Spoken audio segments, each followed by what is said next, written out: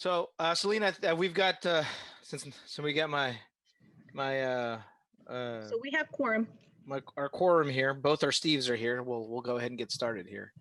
All right, let's. I'm going to call this meeting to order of the Sacramento Metropolitan Air Quality Management District on May 28th at 9:05 a.m. to order. If the clerk could please call the roll. Director Carr. Director Daniels. Here. Director Frost. Here. Director Gaylord. Here. Director Guetta. Here. Director Hansen. Here. Director Harris. Here. Director Kennedy. Here. Director Lamson. Here. Director Lee. Here. Director Natoli. Director Peters. Director Cerna. Director Terry.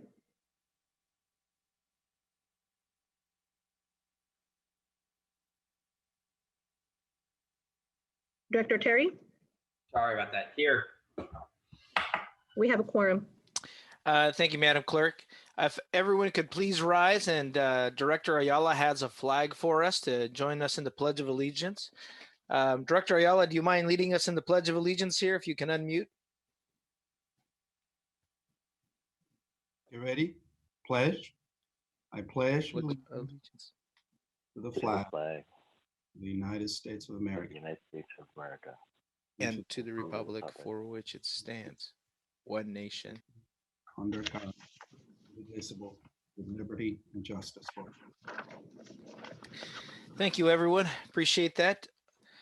Okay, Madam Clerk, do you mind reading the announcement for those watching online or on TV on Channel 14?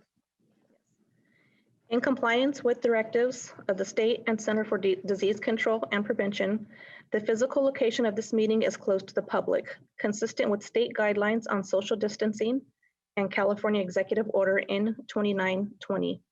Members of the public are encouraged to participate in the meeting by observing the meeting in real time at www.sacmetrocable.tv, Zoom video conference, and by submitting written comments electronically by email at boardclerk@airquality.org. Comments submitted in person will be delivered to the Board of Directors by staff. Public comments regarding matters under the jurisdiction of the Board of Directors will be acknowledged by the chair and accepted into the adjournment of the meeting, distributed to the Board of Directors, and included in the record. The meeting of the Sacramento Metropolitan Air Quality Management District is cablecast live without interruption on Metro Cable 14, the local government affairs channel on Comcast Consolidated Communications and AT&T U-verse cable system. This meeting is being closed captioned and will be webcast at www.sacmetrocable.tv. Today's meeting will be repeated on Friday, May 29th, 2020 at 6 p.m. and Sunday, May 31st, 2020 at 2 p.m.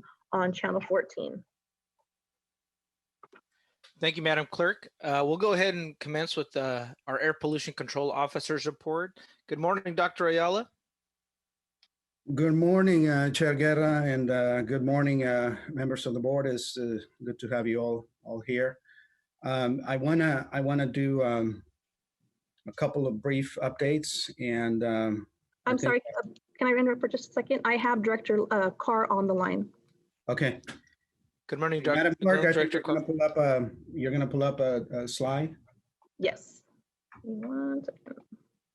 Thank you. So we just have a couple brief items to brief you on. The first one, as you can see, is we just want to share with you some of the information that we are tracking broadly to try to assess what the impact of the crisis and the recession itself, the economic recession, is going to be on us, on the district, on our activities, and obviously our budget. The second item that I want to share with you is some activity that we've been a part of related to the proposed May revision of the state budget. And then a third item that didn't make it onto the slide, but it's a pretty important item that we need to make you aware of, and I'm going to rely on District Council to give you an update, is the filing of a motion that we joined with a couple other air districts, the state and a few other states, challenging the final federal rule on vehicle emissions. So we'll get into that in a minute. So on the first item, as we had discussed previously, we've committed to keeping track of different metrics that hopefully will help us understand what the impact of the recession on the budget for the agency is going to be. We looked at one key metric for us, which is the number of permit applications that we get. And when we look at the current 2-month period, so March and April relative to the same period in 2019, we really haven't seen a decrease in new permit applications, which obviously is a good sign. But I think it's just a lag. I think in the next couple of months and more, we may begin to see a downturn in terms of the activity that is related. In terms of actual permit applications, if you compare strictly this period, this year versus last year, we're actually at a higher number at this point. So again, it's something that we're tracking, but we don't think that the session has reflected on these permit applications just yet. Another area that the district has responsibility over is obviously construction, and specifically asbestos projects. When something related to asbestos is taking place in our jurisdiction, we get notice, we get involved. In this particular area, we have seen a slight decrease in the number of projects coming in, but again, nothing that would suggest that it's a deep downturn given the recession. Another thing that we talked about last time is obviously we want to be responsible and do what we can to help our entities that need to comply with our rules. So far, we've only been asked to work out payment plans for 4 entities in our district. And we're talking about 4 businesses out of more than 2,000 that have to get permits from us. So, again, that's a metric that hasn't really shown that the recession has manifested itself. So these are some of the things that we're going to continue to track.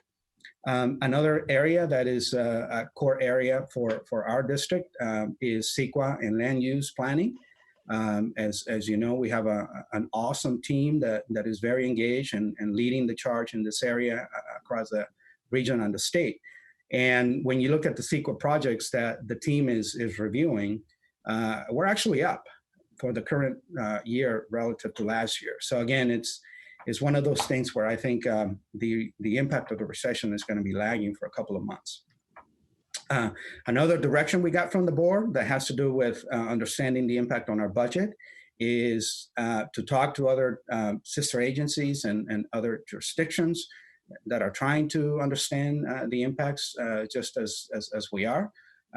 We talked to the county, the city of Sacramento, SACOG, and certainly other air districts.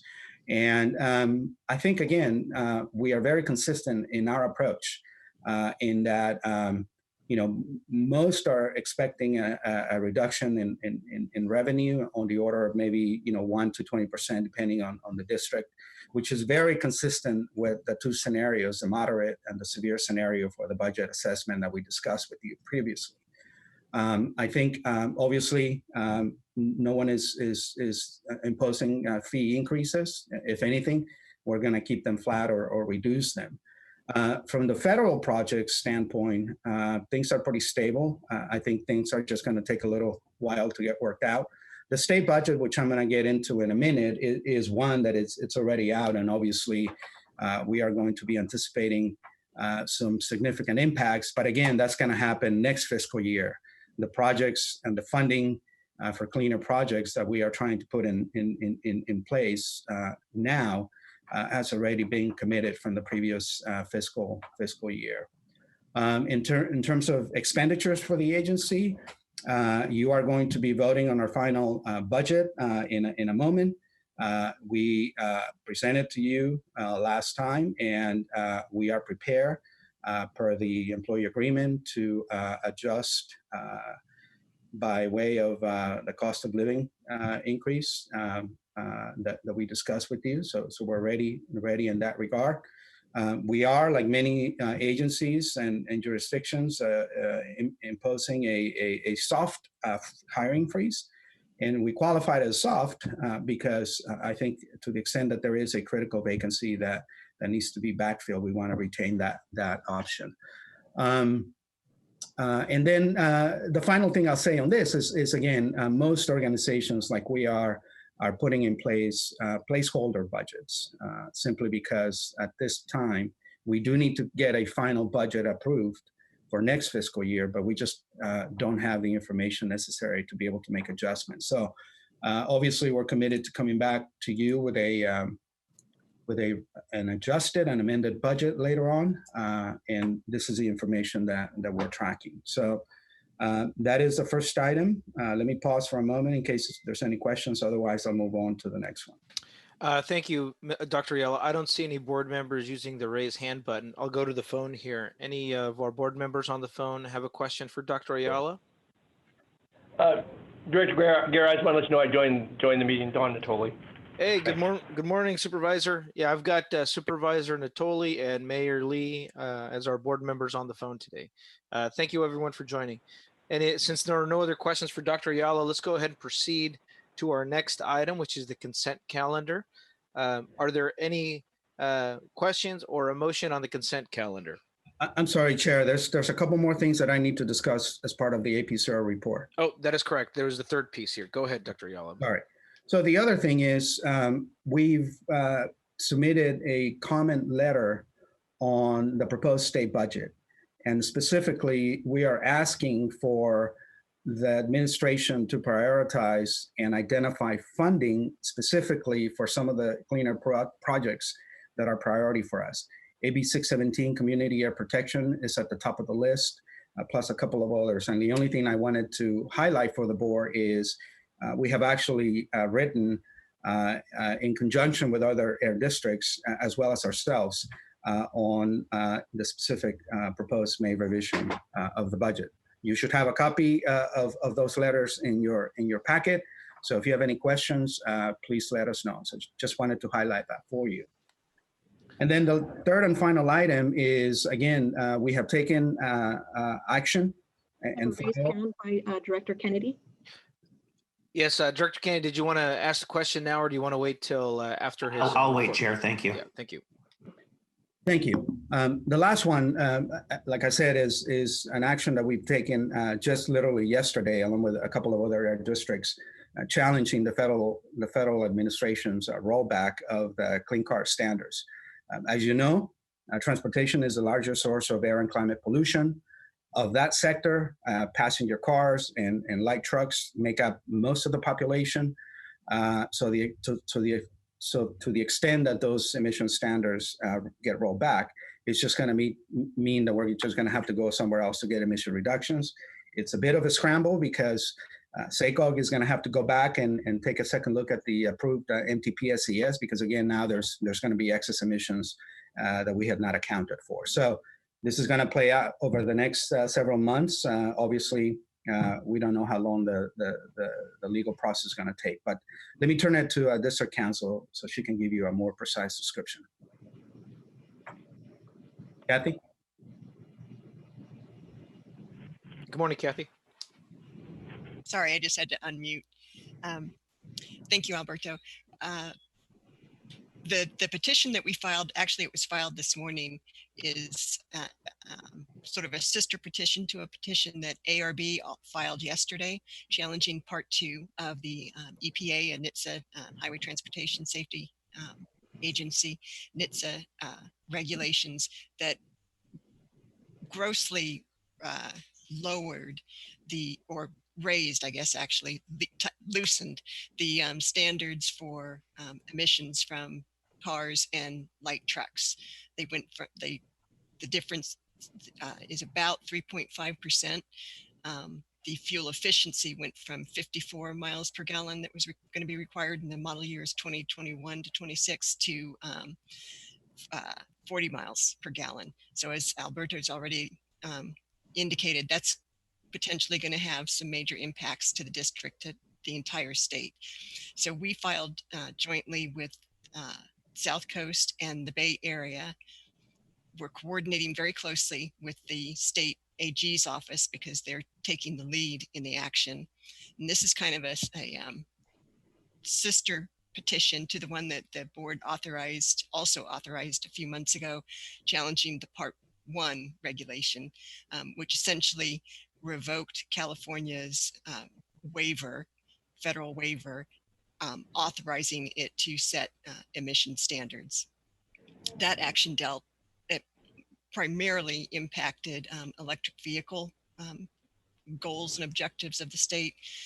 This Part 2 will significantly disrupt the plans for achieving federal standards and state standards due to its impact on all cars and light duty trucks. Thank you, Kathy. Appreciate that. Dr. Yellow, does that conclude your APCIO report? Yes, sir. Thank you. Thank you very much. I'll go to Director Kennedy here. Questions for the APCIO or our council? Thank you, Chair. I think we all agree that when this whole thing is over, when and if, and we get back to whatever normal looks like, that we're going to miss an opportunity if we go back to business as usual. We don't want to utilize technology to the degree that we currently are, but I think we can use it better and more often than we did, which would take a lot of cars off the road. So Dr. Aiello, I guess my question to you is, are we compiling the data to show the difference pre-COVID-19 to moving out and to show the difference in our air quality and the difference that it made by the stay-at-home measures? And I think that we can utilize that data to really encourage companies to better utilize their personnel and reduce trips by as many as 10% a day. And that's just a number off the top of my head. Are we compiling that data, and are we going to use it in a way that is proactive? Thank you for the question, Director Kennedy. Excellent question. Short answer is yes. We've actually implemented a very specific study to get to the data that you are speaking about. And that is, we are proactively working with our contractors on collecting the very data that will allow us to put a number to quantify what the benefit of the shelter in place has been from an air quality standpoint. And in addition to that, we are working very closely with our sister agencies like SACOG and SACRT and others, so that we can articulate a coordinated direction and suggestion in terms of getting to the point that you are suggesting.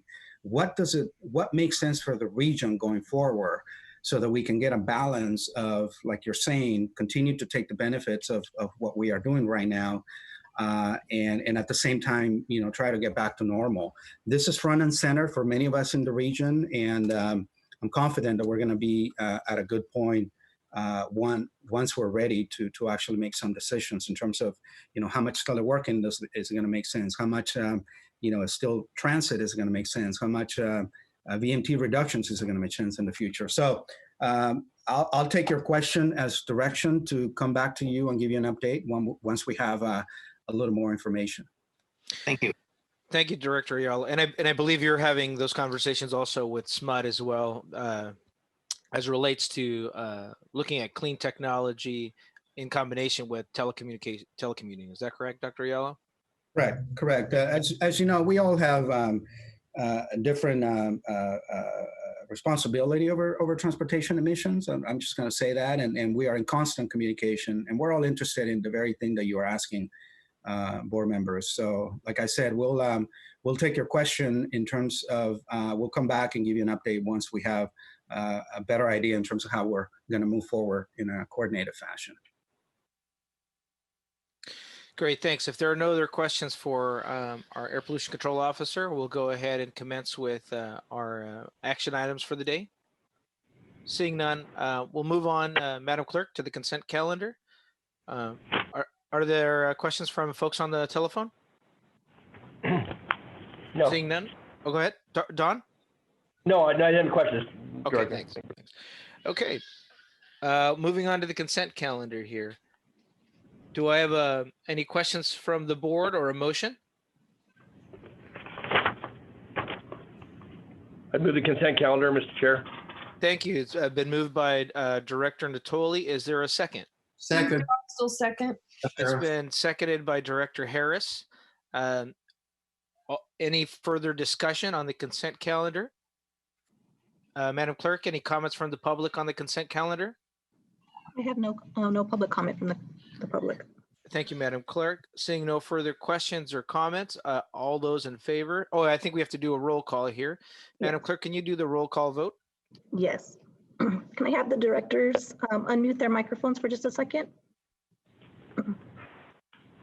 Director Carr, Aye. Director Daniels, Aye. Director Frost, Aye. Director Gaylord, Aye. Director Guerra, Aye. Director Hansen, Aye. Director Harris, Aye. Director Kennedy, Aye. Director Lamson, Aye. Director Lee, Aye. Director Natoli, Aye. Director Peters, absent. Director Cerna, absent. Director Terry, Aye. consent passes. Thank you, Madam Clerk. That measure passes. Unanimous vote. Okay, we'll go ahead and move on to the next item on our agenda, the discussion calendar. Item number 7, Urban Heat Island Project. And I think we had a preliminary conversation about this a while back, and now we're back with some recommendations. And I have Shelley Zhang on the phone who's going to give a presentation. Good morning, Shelley. Hi, good morning. Can everyone hear me okay? We can hear you. Great. Thank you. My name is Shelley Zhang, and I work in the Air District's Climate Change and Transportation Division. I'm here to speak to you about the growing challenge of extreme heat and urban heat in Sacramento. I don't have to tell you that it's hot today. It's the third day in which temperatures will go over 100. Next slide, please, Selena. It's highly unusual already to have 3 days over 100 degrees in May, and we can only expect more heat waves like this as time goes on. Heat poses a number of health risks, such as heat stroke. It also worsens ozone pollution. During this highly challenging time of the COVID-19 pandemic, this heat wave will also lead to additional health risks to our vulnerable community members, such as those who lack or can't afford air conditioning, the elderly, and those with existing health conditions. Many of those vulnerable to extreme heat are also vulnerable to COVID-19. Traditional cooling refuges, such as libraries, cooling centers, and community centers will not be open. That's why it's more urgent than ever now to reduce urban heat in our neighborhoods and in our homes. I also want to point out that heat poses risks to our public agencies and businesses. It damages roads and asphalts and airport runways by causing the asphalt to buckle. And this increases maintenance costs. Heat can also damage railways and bridge joints and slow down light rail operations in Sacramento. It also reduces productivity and increases health risks for outdoor workers, such as those in the construction and agricultural industries, as well as workers who work in unconditioned spaces, like many do in delivery warehouses. To respond to this challenge next slide. To respond to this challenge of extreme heat and develop solutions for urban cooling, the Sacramento Air District led the Capital Region Urban Heat Island Mitigation Project. This project was funded by Caltrans from an SB1 adaptation planning grant. We worked with the local government commission with a technical advisory committee from around the region. You may remember that I provided an interim project update last August, and now that the project is complete, I'd like to share with you some of our major findings and takeaways. Next slide, please. Here are the major cooling strategies that are recommended by this project. The first is to increase tree canopy by 12 percentage points in the region, starting with the areas with the least tree canopy. Second, to increase cool pavements and cool roofs so that the average albedo increases by 0.25 to 0.35 in the region. Quick aside, what is albedo? Albedo is a ratio from 0 to 1 that describes how much solar heat a surface reflects. In asphalt, which is very dark, has a low albedo close to 0, and it absorbs much of the incoming heat. And a cool roof or a lighter pavement like a white roof or a white pavement, it has an albedo that's much closer to 1, which means that it reflects all of this heat. So a 0.25 to 0.535 increase in average albedo is pretty significant.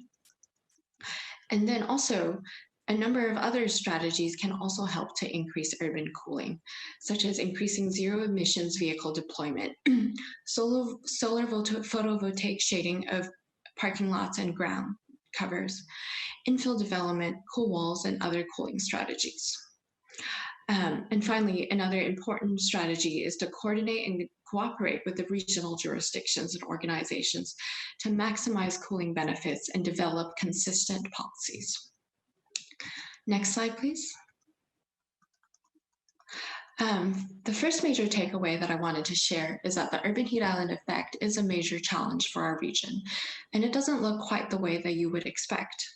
You can see that the urban heat island is worse in Roseville, Citrus Heights, Folsom, Auburn, and the northeastern part of the unincorporated county.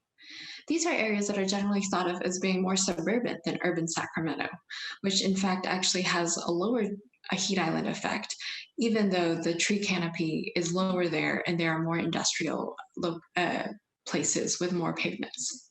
That's because the heat is pushed up to the north and to the east through the wind and the delta breeze. So the air gets warmed up over urban Sacramento, and then that warmed air is traveling up to the foothills, much like our air pollution. This shows the 24 hours average urban heat island index in the region. And so you can see where it's particularly hot. Next slide, please. And then so one thing that we wanted to do in this report is to really identify the priority areas for urban heat island mitigation. And this is what this slide shows. This shows the priorities when both the urban heat island effect and the actual absolute daily temperatures are taken into account.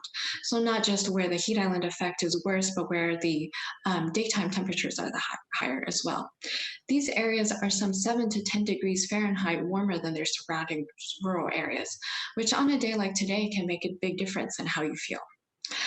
So the image on the left shows the highest priority areas, which again include Auburn, Roseville, Folsom, Lincoln, and Citrus Heights.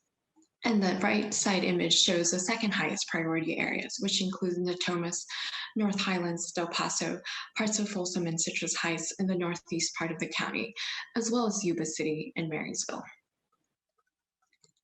Next slide, please. The third and perhaps the most important takeaway is that solutions available today deployed at realistic levels can help to reduce the urban heat island effect. As I mentioned, the three most effective strategies are increasing the tree canopy and increasing the surface lightness or reflectiveness through cool roofs and cool pavements. While these strategies are all very effective, they work differently at different times of day. Trees provide more cooling at night through the evapotranspiration effect, whereas cool roofs and cool pavements have their biggest impact during the daytime and the afternoon when the city is getting a lot of direct sunlight. Thus, the most effective mitigation solution that we modeled included both of these strategies deployed as complementary measures. We also investigated other measures that are not traditionally affected with urban cooling and urban heat island reduction. These include electric vehicles, which don't release waste heat from the engine and the tailpipes, infill, which also prevents the conversion of wild and rural lands and eliminates the new paving of new sprawl developments. We also looked at solar photovoltaic pavements, which actually are very effective at reducing temperatures when they are placed over parking lots and other paved surfaces. We found interestingly that solar PV had no negative effect on the urban heat island when they're placed over roofs, but nor do they help to really cool the city. So actually they had sort of a neutral impact, which is important with California's new building code coming in. Next slide, please.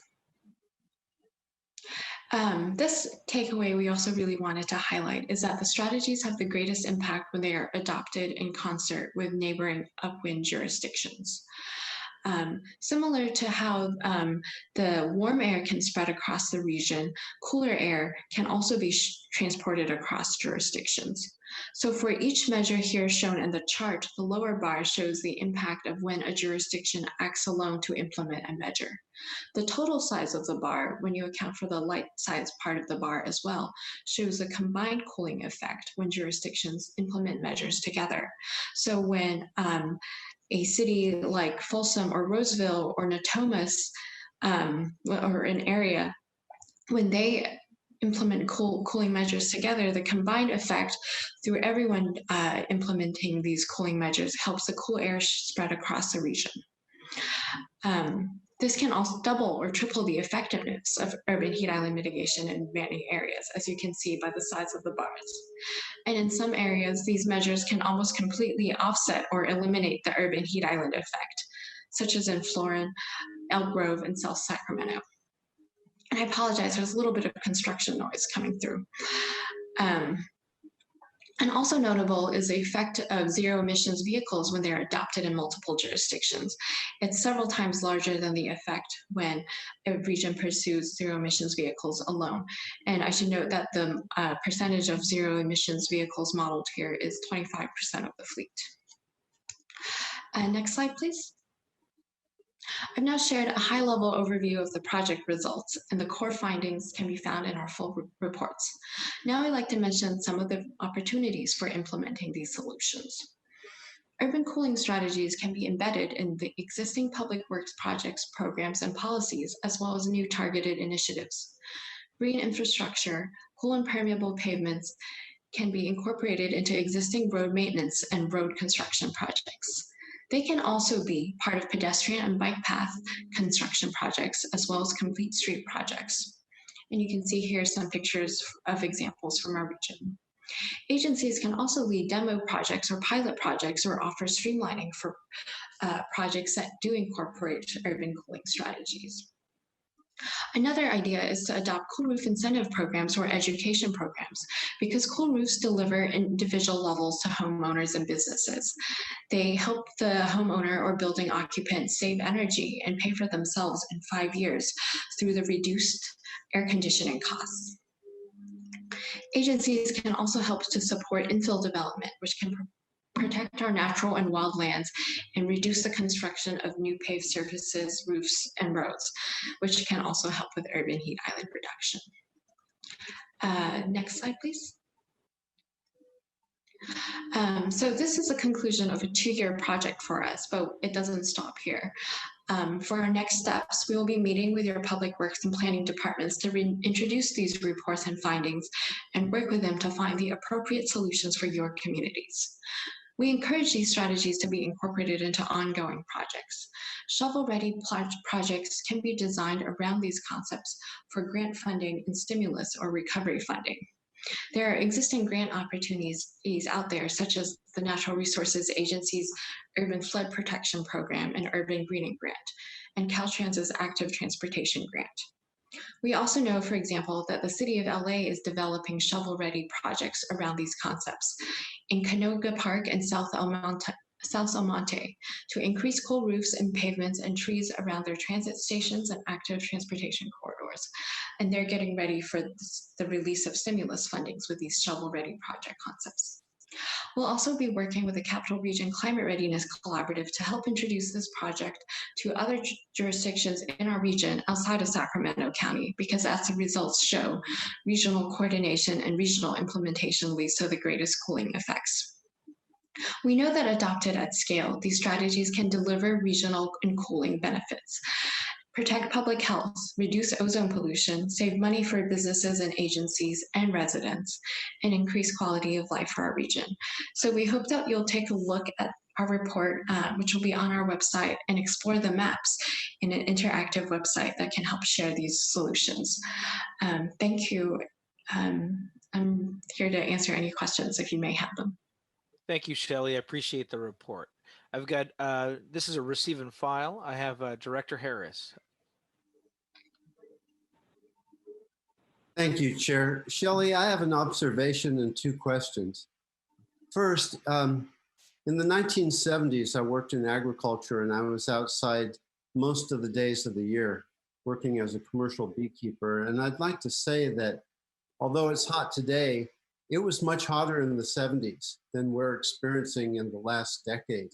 In fact, we expected several days over 100 in May and about 2 weeks per year of temperatures over 105. It was common back then. You know, weather patterns have changed a lot. We used to have tule fog every winter. We haven't seen it for quite a while. But, you know, these periods of intense heat are cyclical. That's not to say that I'm a climate denier. I believe that you're right, that temperatures will, as you said in the report, inexorably rise because of climate change. And so adaptation is important, but I just wanted to remember that we have gone through periods of extreme heat in the valley over the decades, the 4 decades that I've lived here. The questions I have are two. First, you said that tree canopy is mostly a cooling agent at night due to evapotranspiration, but the fact of the matter is that tree canopy, like photovoltaics, cast shade on pavement and hardscape that absorb a lot of heat. So it seems to me they're very effective, probably as effective during the day as at night. So do you have anything to say about that? Yeah, and I think what I meant there was that the tree canopy was most effective compared to other strategies, not that most effective compared to itself. Like at night, your other solutions aren't doing very much to cool it, but the trees are the most effective ones at night. So it was more in comparison to the other measures recommended in the report, and not to not saying that trees weren't effective in the daytime. Of course, they are very effective in the daytime, especially when they are planted over streets and parking lots to shade that pavement from incoming sunlight. Exactly. So, you know, in terms of money spent for mitigation, planting trees is perhaps the most effective way to move forward to mitigate urban heat island effects, in my opinion, anyway. I think that's definitely true, but one thing is that a tree will take time to mature. So doing cool roofs and cool pavements is more of an immediate benefit, whereas the tree canopy does take some time to get to that shade canopy maturity. All the more reason to plant a tree today. The other question I had was about cool pavement materials. I'm interested in what's available today in terms of, is it possible to resurface existing roads with cool pavement? And also the second question is, since they're reflective of heat, I assume they're reflective of light as well. And have there been studies done on whether or not that is a hazard to motorists? Because, you know, driving on a white colored road could be blinding at times. Yeah, that's a good question. And to answer the first part of it, there's a wide range of cool pavements that are available today. There are definitely both solutions for paving new roads, and there's also solutions for repaving existing roads and providing that maintenance.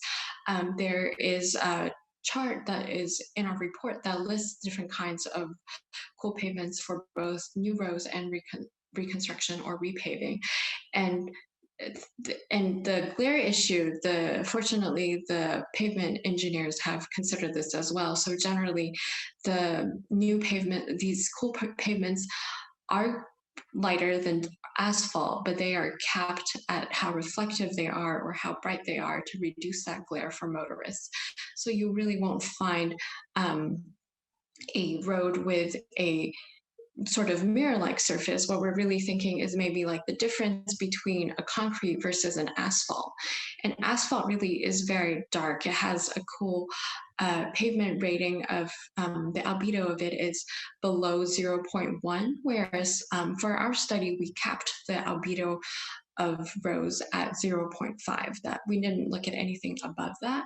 And then if you think about 1 being a fully white surface, that's sort of where you can think that it's like sort of halfway between a fully white surface and a dark asphalt. Okay, thank you, Shelley. I appreciate it. You're welcome. Thank you very much, Director Harris. Are there any members on the phone who have any questions for staff here? Director Guerra, this is Member Natoli. Go ahead, Director Natoli. Yeah, I wanted to thank Jeff for his certain observations, having lived through the 70s and beyond, certainly up to this day. I think he made some good points about, peak periods of heat and so forth. And we may set records any given day, but Sacramento summers can be hot, and there used to be a lot of fog. So those are both accurate, I think, reflections and that I have too, having lived here all my life. But I would just say I think the report certainly was thorough. A lot of information in the bulk of the report, but I appreciate Shelley's work, and I think some of the recommendations, particularly regarding a pavement and things we can do with trees and other things, are important aspects of things that maybe a little bit at a time, but over time will add up, I think, to hopefully bring some of the desired effect of cooling and the environmental quality aspects for people who live, work, and play here in the Sacramento region. So anyway, I just wanted to thank for the thoroughness of the report. It's voluminous, but reflects, I think, a lot of good work and some important, I think, things for agencies, whether it's the County of Sacramento or others, to consider as part of our planning and building codes beyond what may be required by other entities in the state. So anyway, thanks, Shelley. Thank you, Director Natoli, and we obviously appreciate your history here in Sacramento, and as you mentioned, and beyond, and hopefully more beyond here. So, Director Carr. Yes, thank you, Chair. Shelley, it's a very good report. I've been dealing with this issue for well over 20 years, both at SMUD board as well as executive director of the Flooring Road Partnership. And what we run into is that in the older areas that were built, especially the commercial areas, before the new design standards, we see this urban heat island effect. And we run into a lot of resistance trying to combat it. One is that the property owners are not inclined to plant trees into these parking lots. And the second one is that even if they were, it's very expensive to get water to them so they can take root. And then many of the older parking commercial areas have been subdivided and parceled out. So it becomes very difficult to get a comprehensive project in those areas.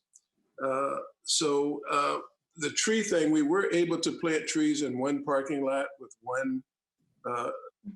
one owner who was cooperative, but we just run into roadblock after roadblock in doing it. And then there's this whole business of donating public money to a private enterprise that makes it difficult to even incentivize the property owners to be inclined to do it.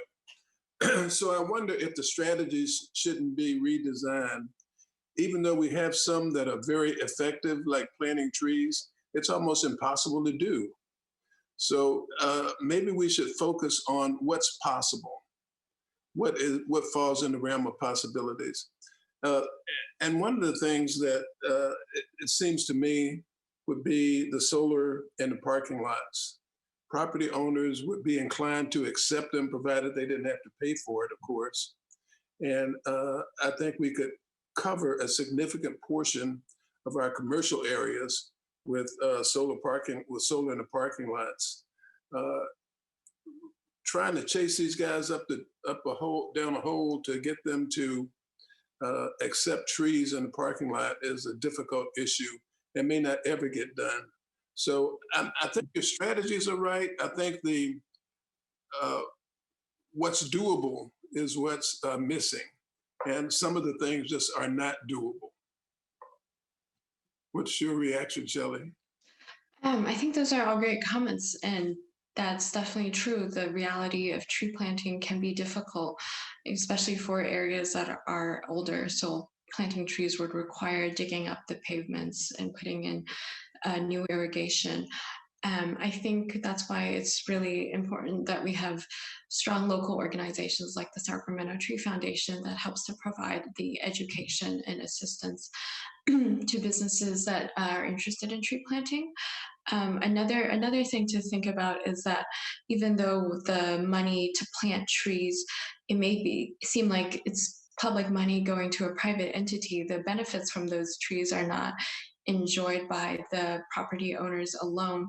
The benefits of trees are shared across the neighbors and all the residents in that area, in that the trees providing clean air, cooling benefits, water runoff management, all of these benefits accrue to everyone in the neighborhood, even if the tree is on one person's property. And then, yes, I do think that solar PV shading can provide an excellent alternative to to business owners that may not want the trees in their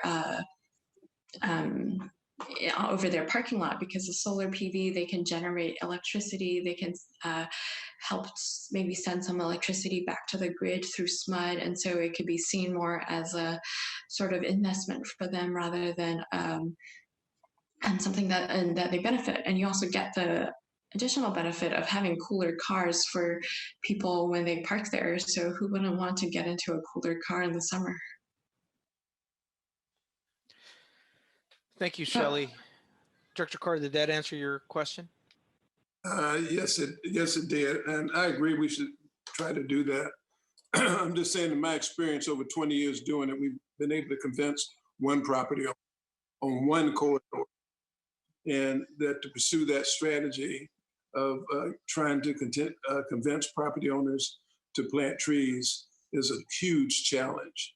And there are other things that may be a little more expensive and maybe not as effective in trees that should be pursued because they are doable.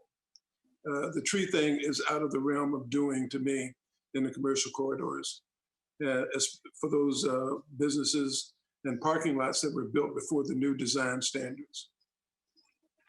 Definitely true. I agree with you. It is difficult. And that's why our report offers a suite of solutions, from the solar PV covering of parking lots to actually, if you have to maintain your parking lots, to use the cooler surface coatings, which can also help you reduce long-term maintenance costs.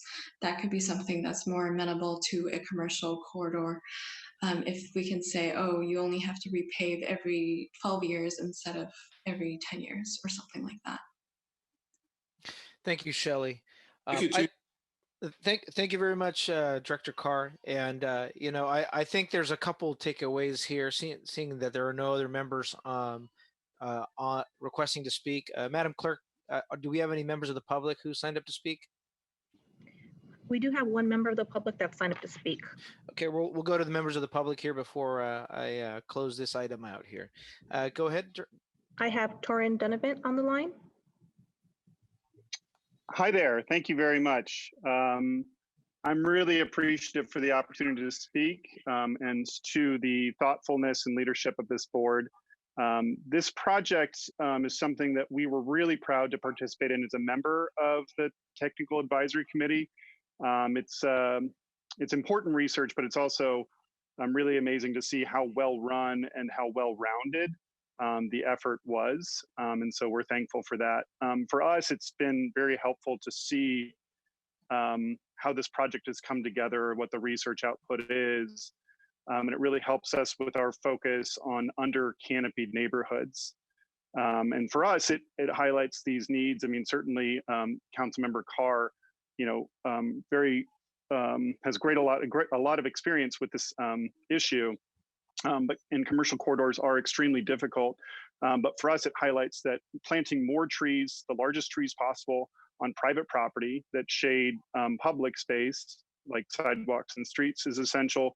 But also what we can hopefully do with this research is fulcrum it to persuade large landholders like school districts and Caltrans to allow for more planting in those spaces, and build partnerships with cities and municipalities to support the planting and the caring of those trees to make sure they're well established. It's essential that we take action now because these heat impacts that we're talking about are making drastic impacts to public health. And like Councilmember or Vice Mayor Harris said, we need to start now so that these benefits can be reaped as soon as possible for planting trees.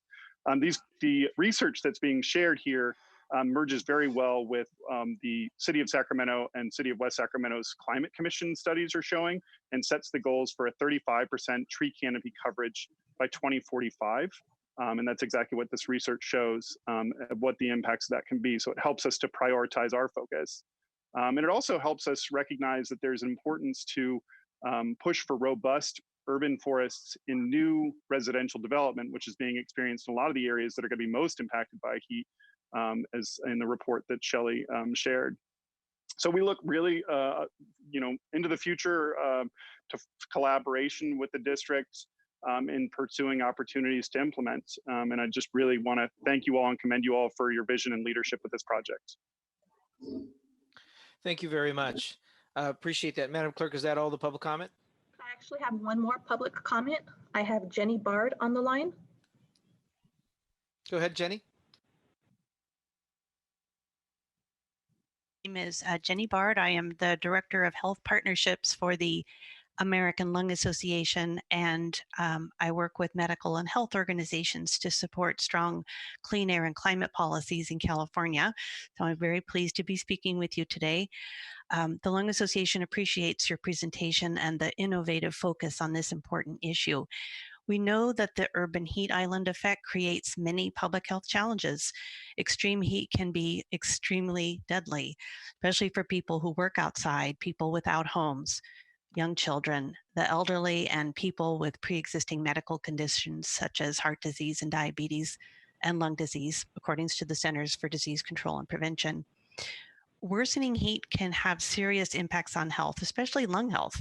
Heat makes air pollution worse, which increases risk to lung health, including asthma attacks and premature death. Warmer temperatures make ozone pollution more likely to form, as was mentioned, and climate change increases the frequency and intensity of wildfires, which create particle pollution.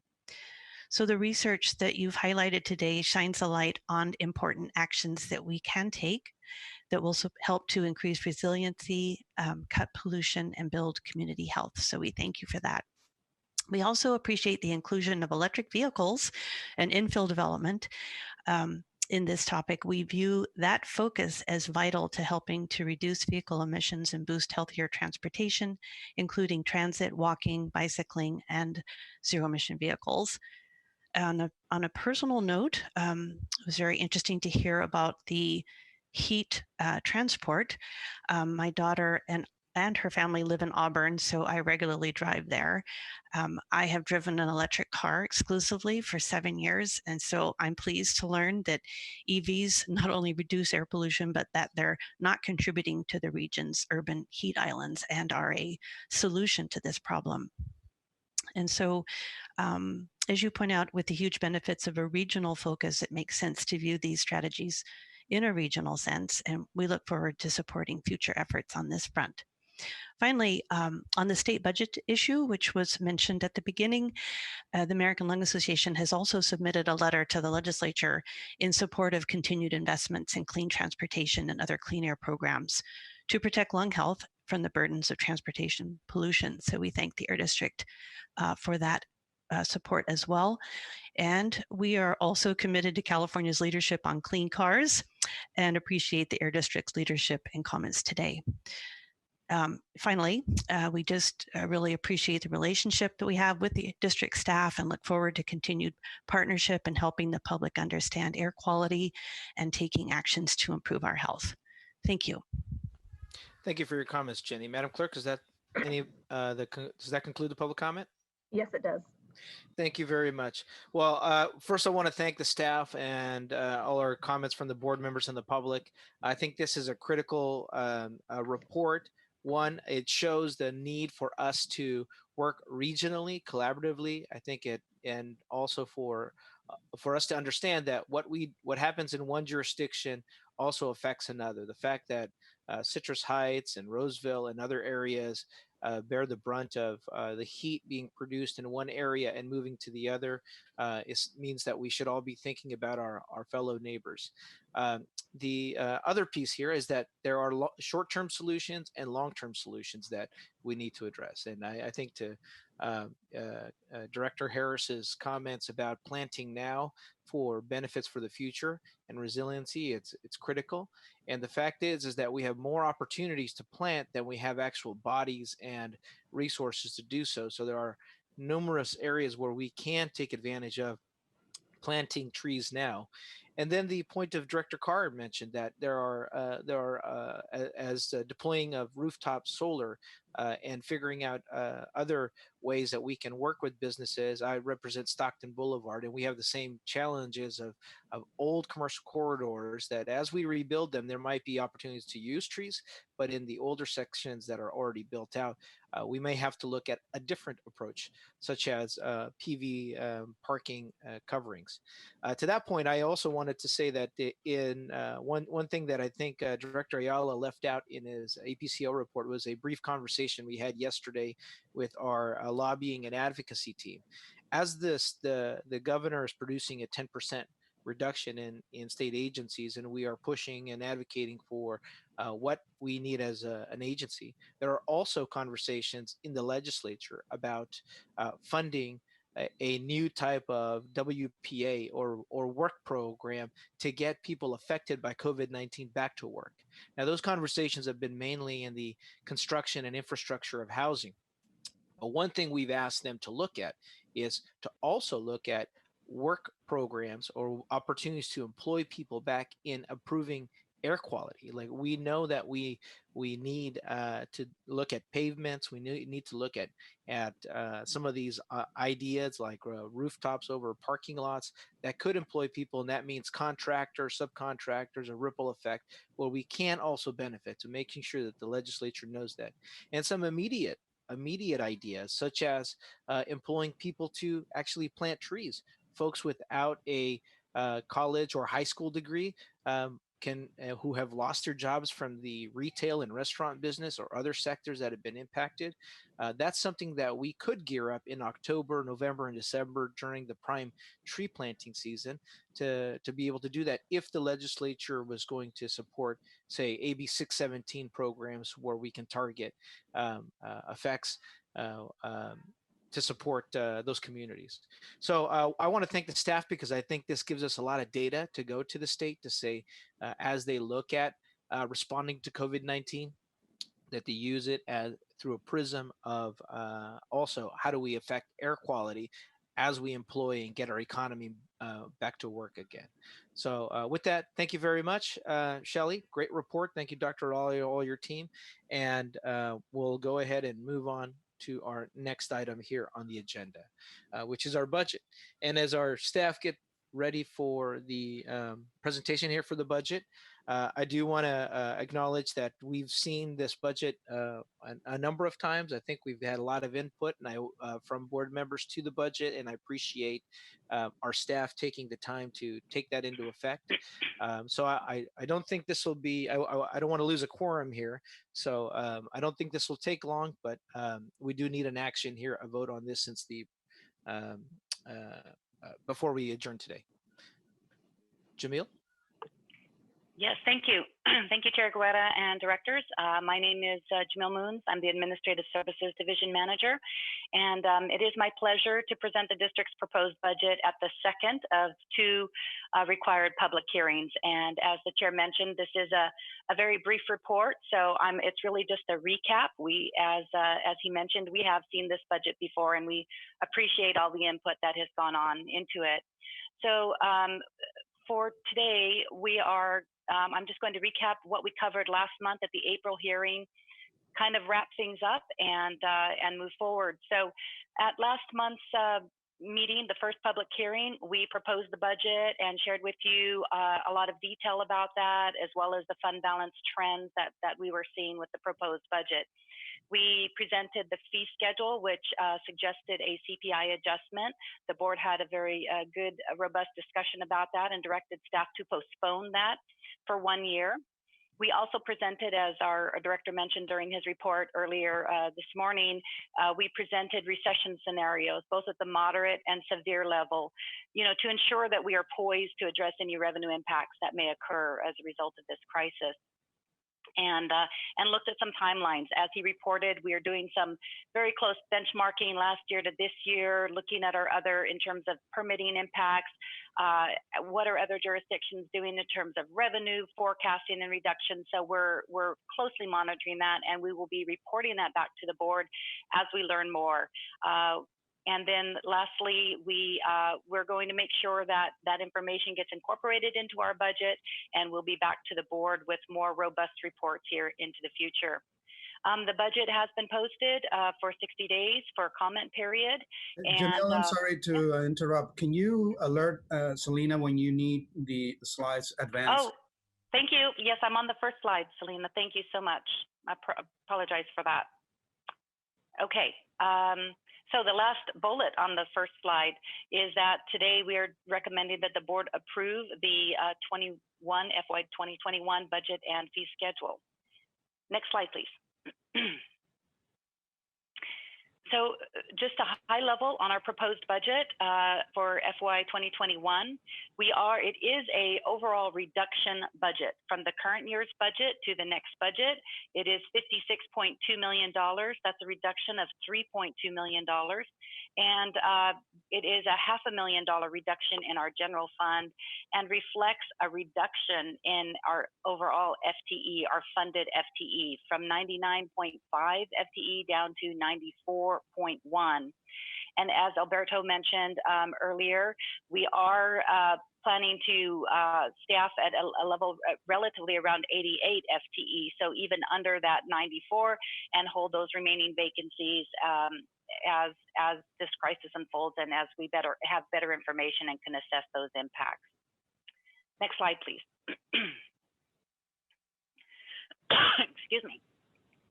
So in summary, the budget that was presented is critical and necessary to fund those activities, the core mission of the district. The fund balance trend shows a gradual use of reserves.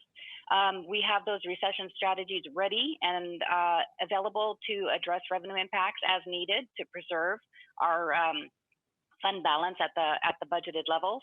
And of course, the 3.3 CPI adjustment to those various fees for the rules has been postponed and will be effective July 1st of 2021.